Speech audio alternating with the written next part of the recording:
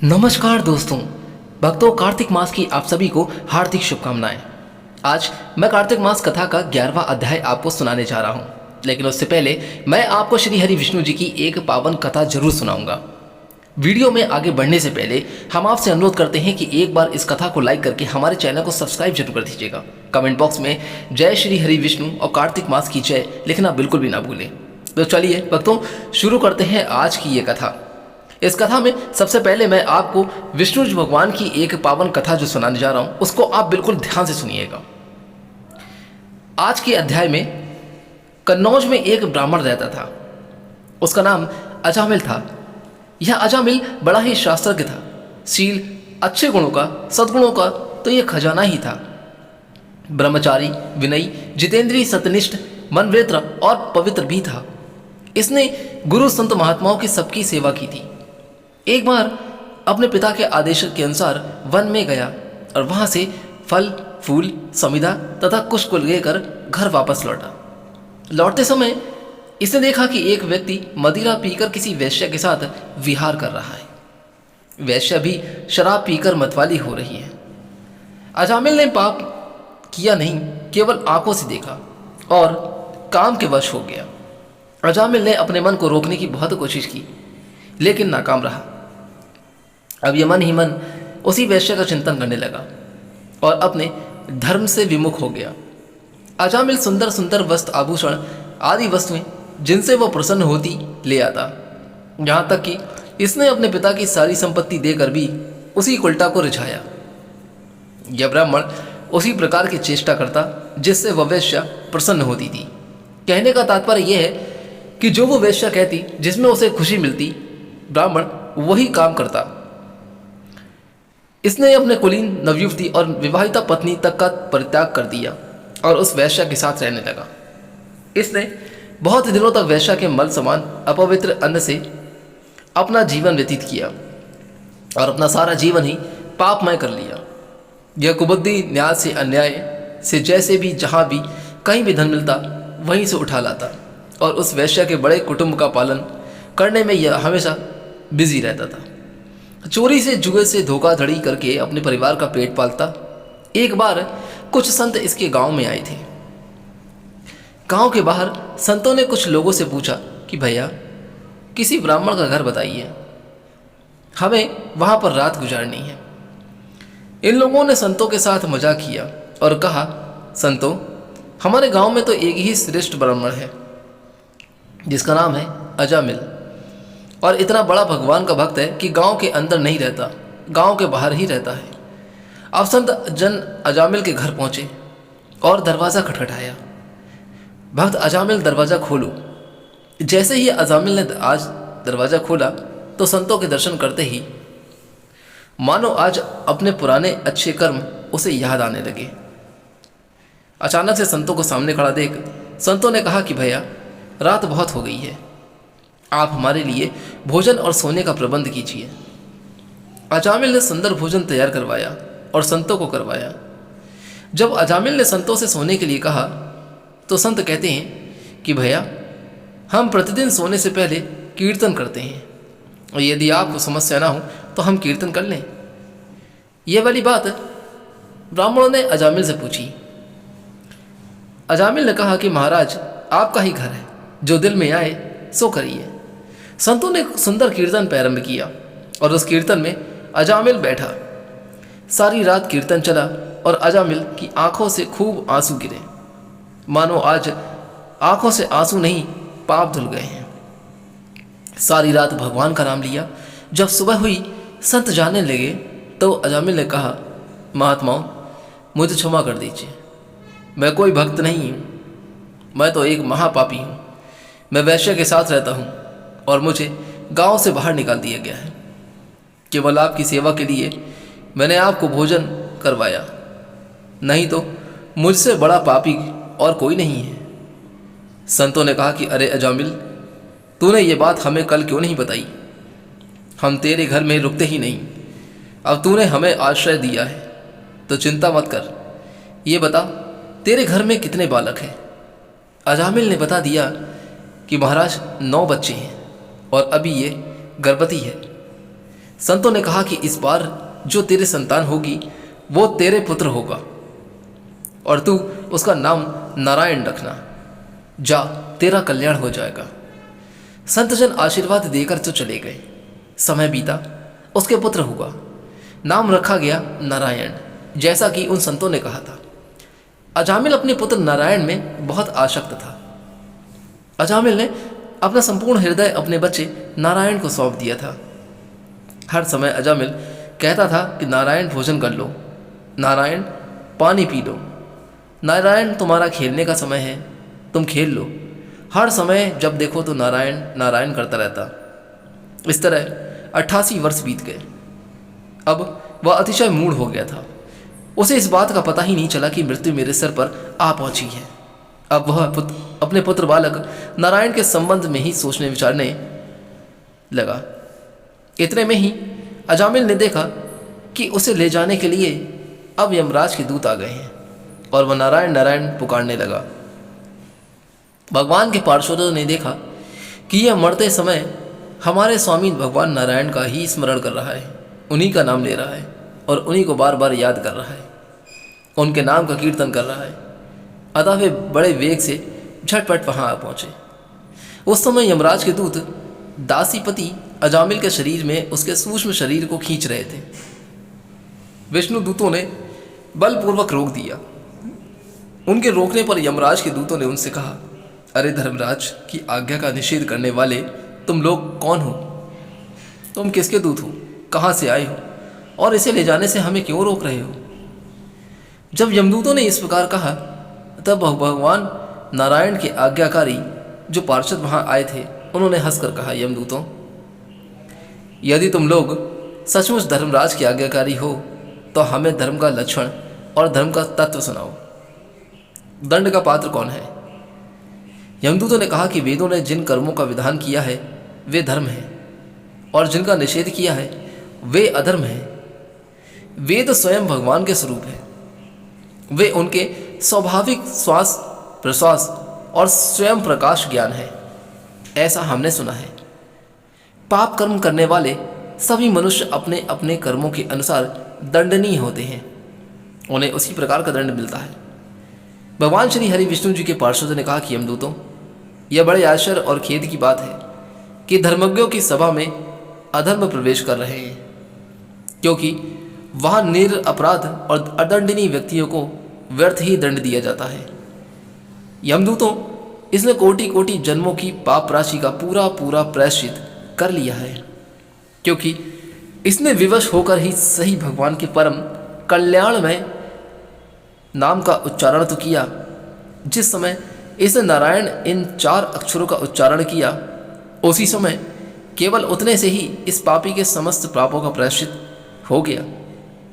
चोर, शराबी, मित्रद्रोही, ब्रह्मघाती, गुरु पत्नीगामी ऐसे लोगों का संसर्गी स्त्री, राजा, पिता और गाय को मारने वाला चाहे जैसा और चाहे जितना बड़ा पापी हो, सभी के लिए यही इतना ही सबसे बड़ा प्रायश्चित है कि भगवान के नामों का जाप किया जाए, क्योंकि भगवान नामों का उच्चारण से मनुष्य की बुद्धि भगवान के गुण, लीला और स्वरूप में रम जाती है और स्वयं भगवान की उसके प्रति आत्मीय बुद्धि हो जाती है। तुम लोग अजामिल को मत ले जाओ, इसने सारे पापों का प्रायश्चित कर लिया है, क्योंकि इसने मरते समय अपने भगवान के नाम का उच्चारण किया। इस प्रकार भगवान के पार्षदों ने भागवत धर्म का पूरा पूरा निर्णय सुना दिया और अजामिल को यमदूत के पास से छुड़ाकर मृत्यु के मुख से बचा लिया। भगवान की महिमा सुनने से अजामिल के हृदय में शीघ्र ही भक्ति का उदय हो गया। अब वह अपने पापों को याद करके बड़ा ही पश्चाताप करने लगा। अजामिल मन ही मन सोचने लगा कि अरे, मैं कैसा इंद्रियों का दास हूँ। मैंने एक दासी के गर्भ से पुत्र उत्पन्न करके अपना ब्रह्मांडत्व नष्ट कर दिया। यह बहुत ही बड़ी दुख की बात है। धिक्कार है, मुझे बार बार धिक्कार है। मैं संतों के द्वारा निंदित हूँ, पापात्मा हूँ। मैंने अपने कुल में कलंक का टीका लगा दिया। मेरे माँ बाप बूढ़े और तपस्वी थे, मैंने उनका भी परित्याग कर दिया। मैं कृतज्ञ हूँ। अब मैं अवश्य ही अत्यंत भयावने नरक में गिरूंगा, जिसमें गिरकर धर्मघाती पापात्मा कामी पुरुष अनेक प्रकार की यातना भोगते हैं। कहाँ तो मैं महाकपटी पापी निर्लज और ब्रह्मतेज को नष्ट करने वाला था, और कहाँ भगवान का वह परम मंगलमय नारायण नाम। सचमुच मैं तो कृतार्थ हो गया। अब मैं अपने मन, इंद्रिय और प्राणों को वश में करके ऐसा प्रयत्न करूंगा कि फिर अपने को घोर अंधकार में नरक से ना डालूं। मैंने यमदूतों के डर से अपने पुत्र नारायण को पुकारा और भगवान के पार्षद प्रकट हुए। यदि मैं वास्तव में नारायण को पुकारता तो क्या आज श्री नारायण मेरे सामने प्रकट नहीं हो जाते? अब अजामिल के चित्त में संसार के प्रति तेज वैराग्य पैदा हो गया। वे सबसे संबंध और मोह को छोड़कर हरिद्वार चले गए। उस देवस्थान में जाकर वे भगवान के मंदिर में आसन पर बैठ गए और उन्होंने योग मार्ग का आश्रय लेकर अपनी सारी इंद्रियों को अन्य विषयों से हटाकर मन भगवान को श्री हरि विष्णु में लीन कर लिया और मन को बुद्धि में मिला दिया।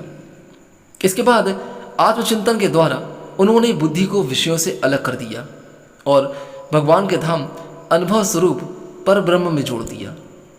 इस प्रकार जब अजामिल की बुद्धि त्रिगुणमयी प्रकृति से ऊपर उठकर भगवान के स्वरूप में स्थित हो गई, तब उन्होंने देखा कि उनके सामने वे ही चारों पार्षद जिन्हें उन्होंने पहले देखा था वही खड़े हुए हैं। अजामिल ने सिर झुकाकर उन्हें नमस्कार किया। उनका दर्शन पाने के बाद उन्होंने उस तीर्थ स्थान में गंगा के तट पर अपना शरीर त्याग दिया और तत्काल भगवान के पार्षदों का स्वरूप प्राप्त कर दिया। अजामिल भगवान के पार्षदों के साथ स्वर्णमय विमान पर आरूढ़ होकर आकाश मार्ग से भगवान लक्ष्मीपति के निवास स्थान वैकुंठ को चले गए। इसलिए भक्तों, प्रेम से बोलिए श्री हरि विष्णु भगवान की जय, माता लक्ष्मी की जय। अब आइए आगे का अध्याय मैं सुना रहा हूं। जैसा कि आपने इस वीडियो को मैं पहले अध्याय में सुना था कि किस प्रकार एक राक्षसी को तुलसी मिश्रित जल का स्पर्श कराने से वह प्रेत योनि से मुक्ति में मिल गई थी। राजा पृथु ने हाथ जोड़कर देवर्षि नारद जी से कहा कि हे महाराज, आप भगवान की पूजा का महात्म्य सुनाने की कृपा कीजिए। तब नारद जी बोले कि हे राजा पृथु, जो मनोविनोद अर्थात हंसी में भजन करता है उसको परम पद प्राप्त होता है। जो श्रद्धा युक्त होकर भजन करता है उसके महात्मा का वर्णन नहीं किया जा सकता। इस संबंध में मैं एक अति प्राचीन इतिहास सुनाता हूँ। इस कथा को तुम ध्यानपूर्वक सुनना, तुम्हारी सब समझ में आ जाएगा कि प्रभु का महात्म्य क्या है। नारद जी ने कहा कि कलिंद पर्वत पर दीर्घपुर नामक नगर में सुबाहु नाम का एक अत्यंत धर्मात्मा राजा राज्य करता था। वह प्रजा का पुत्र के समान पालन करता था, सभी कार्य निपटाता था। उसके धूम्रकेश नामक का एक पुत्र था जो अत्यंत दुराचारी, पर स्त्रीगामी, चोर और जुआरी था। पुत्र के दुराचारणों को देखकर राजा सुबाहु ने उसे अनेक बार ताड़नाएं दी, दंड भी दिया, परंतु वह किसी प्रकार नहीं माना। एक दिन खेलते हुए उसकी गेंद छोटी रानी के महल में जा गिरी। जब वह गेंद लेने के लिए महल में गया तो उसकी विमानता छोटी रानी उस पर मोहित हो गई और उन दोनों ने कामांध होकर भोग विलास किया। जब राजा को इस बात का पता चला तो राजा ने धूम्रकेश को प्राण दंड तो नहीं दिया, परंतु उसे अपने राज्य से बाहर निकाल दिया। अब राजकुमार वन में रहकर प्रतिदिन मांस मदिरा खाता पीता और रात्रि को वैश्याओं के यहाँ निवास करता। चोरी आदि करके जो भी वह धन प्राप्त करता वह सब वैश्याओं को दे देता। इस प्रकार अनेक वर्ष बीत गए। एक समय वह भटकते भटकते वृंदावन में पहुंच गया। वृंदावन में धूम्रकेश ने सत्यव्रत नाम के एक परम विष्णु भक्त को देखा जो अपना घर बार छोड़कर कार्तिक मास में वृंदावन में रहकर भगवान का पूजन करता था। केवल कंदमूल फल खाता वह भक्त प्रतिदिन भगवान से प्रार्थना करता कि हे भगवान, इस दुख रूपी संसार में डूब रहे मुझ दीन की आप रक्षा करें। मैं राधा जी सहित आपको बारंबार नमस्कार करता हूँ। प्रेम मग्न होकर वह कभी कभी रोने भी लगता, कभी गाने और कभी नाचने लगता था। वह ऐसा ही करता था। धूम्रकेश ने उस भक्त की जब ऐसी क्रियाएं देखी थी तो रात्रि को वैश्या के घर आकर मिट्टी की एक मूर्ति बनाकर वैसे ही सब कृत्य किए और अंत में स्तुति आदि करके वैश्या के घर में ही सो गया। देवयोग से राजा के दूत भी उसी समय वहां आ गए और उनके हाथ से धूम्रकेश मारा गया। यमदूत उसको महापापी समझकर मारते हुए पकड़कर यमराज के पास ले गए। धूम्रकेश को देखते ही यमराज अपने सिंहासन से खड़े हो गए और पाग अर्ध आदि को देकर उसका सत्कार किया। फिर अपने दूतों को फटकारते हुए कहा कि तुमको धिक्कार है, जब हमने यह आज्ञा दी हुई है कि विष्णु भक्तों को यहाँ मत लेके आओ, फिर धूम्रकेश को यहाँ पर क्यों लेके आए? उसने कार्तिक मास का व्रत वृंदावन धाम में चाहे हास्य में ही किया हो, फिर भी वह वैकुंठ में जाने का अधिकारी है। वैकुंठ में भेजने के पूर्व यमराज ने धूम्रकेश को अपने निकट बैठाकर कहा, भगवान की भक्ति 9 प्रकार की है। उनकी कथा सुनने से राजा परीक्षित, कीर्तन से सुखदेव, स्मरण से प्रहलाद, पाद सेवा से लक्ष्मी, पूजा से पृथु, वंदना से अक्रूर, दास से भाव से अर्जुन तथा आत्मनिवेदन से राजा बलि जिस प्रकार परम पद को प्राप्त हुए हैं, ठीक उसी प्रकार चाहे हास्य से ही तुमने भगवान की पूजा की, मगर फिर भी तुम स्वर्ग के अधिकारी हो गए। यद्यपि अपने जीवन में किए गए पापों और दुष्कर्मों के कारण तुम घोर नरक के अधिकारी थे, परंतु क्योंकि तुमने कार्तिक मास में भगवान की पूजा की है, अतः अब निश्चय ही तुम्हें वैकुंठ प्राप्त होगा। कार्तिक मास में की गई भगवान की पूजा निरर्थक नहीं जाती। जहाँ पर भगवान शालिग्राम है, वहीं पर गंडकी नदी तथा अन्य तीर्थ हैं। धूम्रकेश को शास्त्रों का कुछ भी ज्ञान नहीं था, अतः उसने हाथ जोड़कर यमराज से पूछा कि हे स्वामी, भगवान सब नदियों को छोड़कर गंडकी को कैसे प्राप्त हुए, कृपया करके मुझे बतलाइए। यमराज ने कहा कि किसी समय वेदशिरा नामक ऋषि सब लोगों के हित की कामना से गंगा जी के तट पर तपस्या कर रहे थे। उनके इस घोर तप से भयभीत होकर इंद्र ने ऋषि की तपस्या भंग करने के लिए मंजुघोषा नाम की अप्सरा को भेजा। मंजुघोषा उस रमणीक स्थान में क्रीड़ा करती हुई अपने रूप और यौवन का प्रदर्शन करके हाव भाव दिखाने लगी। फिर उसी स्थिति में उसने मुनि के चरणों का स्पर्श किया तो उनके रोमांच खड़े हो गए। इसके बाद मुनि को अपने वशीभूत जान मंजुघोषा ने अपनी दोनों भुजाएं उनके गले में डाल दी। तब क्रोधित होकर मुनि ने श्राप दिया कि तुम मुझे इस संसार सागर में डालने को उद्यत हुई, इसीलिए नदी बन जाओ। मुनि का श्राप सुनकर मंजुघोषा रोने और बिलखने लगी। उसने प्रार्थना करते हुए मुनि से कहा कि हे मुने, मैं श्राप के योग्य तो नहीं, आप मुझे क्षमा करें। उसकी प्रार्थना से द्रवित होकर मुनि ने कहा कि जिस समय भगवान विष्णु वृंदा के श्राप वश शिला रूप होकर तुम में स्थित होंगे, यानी कि अर्थात गंडकी में स्थित होंगे, तब तुम भगवान को धारण करने वाली होगी। इस प्रकार मेरे द्वारा दिया गया यह श्राप तुम्हारे लिए वरदान से भी अधिक श्रेष्ठ हो जाएगा। अंत में यमराज ने कहा कि हे राजकुमार, अब तुम विष्णु लोक को जाओ। तब धूम्रकेश सुंदर विमान में बैठकर वैकुंठ लोक को चला गया और उसे वहां हरिचरणों में स्थान मिल गया। यह सब धूम्रकेश द्वारा कार्तिक मास में मात्र सिर्फ 1 दिन की पूजा करने का परिणाम था। यह कहकर नारद जी ने अपनी वाणी को विराम दिया। आज का अध्याय यहीं पर समाप्त होता है भक्तों। आगे का वृतांत मैं आपको अपनी आने वाली अगली वीडियो में सुनाऊंगा। अब आइए अंत में सुनते हैं कार्तिक माह में सुने जाने वाली 8वें वार की कथा। ये 8वें वार की कथा आप जरूर सुनते जाइए। किसी गांव में एक माँ बेटा रहते थे और बहू भी साथ रहती थी। एक दिन की बात है कि सुबह माँ गंगा स्नान के लिए जा रही थी तो बहू से कहा कि मेरे बेटे को सुबह रोटी दे देना।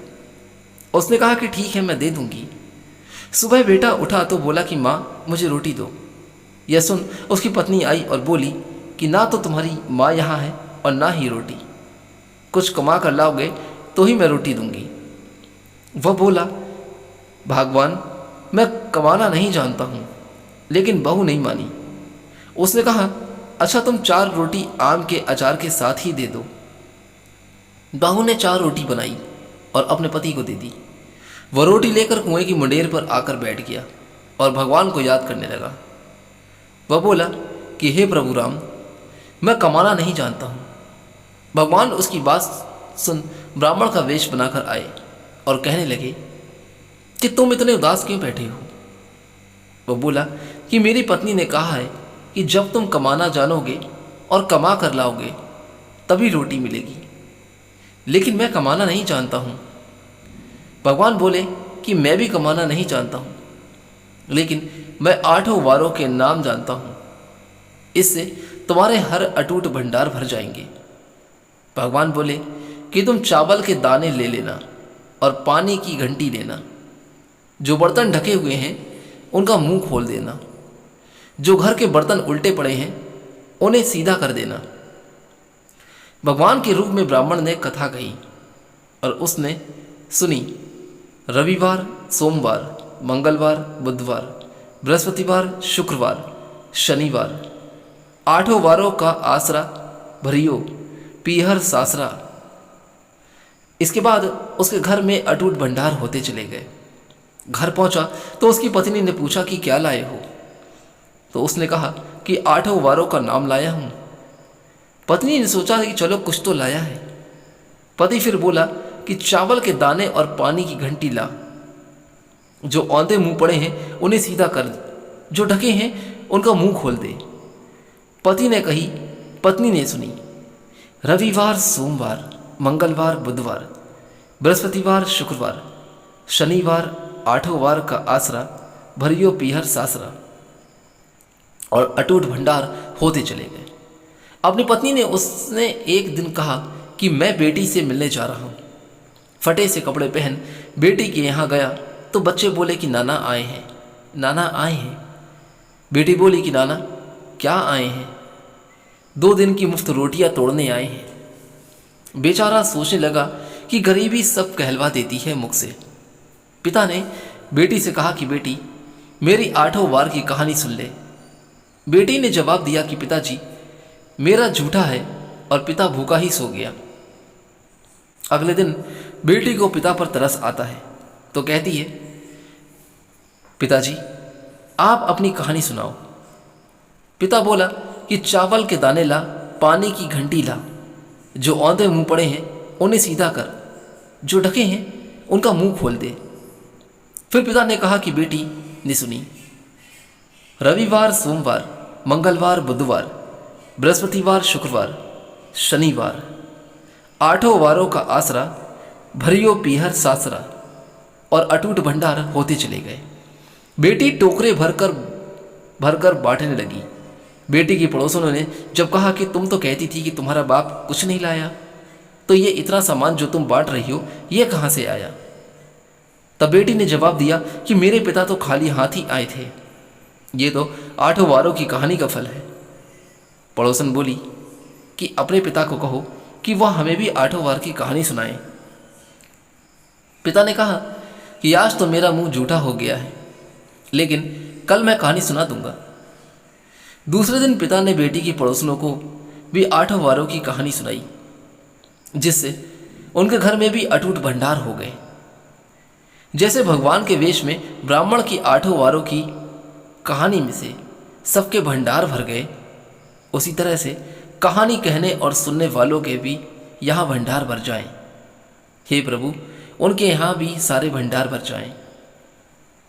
तो भक्तों, प्रेम से बोलिए श्री हरि विष्णु भगवान की जय, माता लक्ष्मी की जय। भक्तों, आशा करता हूँ कि आज की ये कथा आपको जरूर अच्छी लगी होगी। अगर अच्छी लगी हो तो यहाँ से जाने से पहले अनुरोध करता हूँ, निवेदन करता हूँ कि एक बार इस कथा को लाइक करके हमारे चैनल को सब्सक्राइब जरूर कर दीजिएगा। कमेंट बॉक्स में जय श्री हरि विष्णु और कार्तिक मास की शुभकामनाएं लिखना बिल्कुल ना भूलें। भक्तों, हम आपसे निवेदन करते हैं कि आप हमारी चैनल से जुड़े रहिए।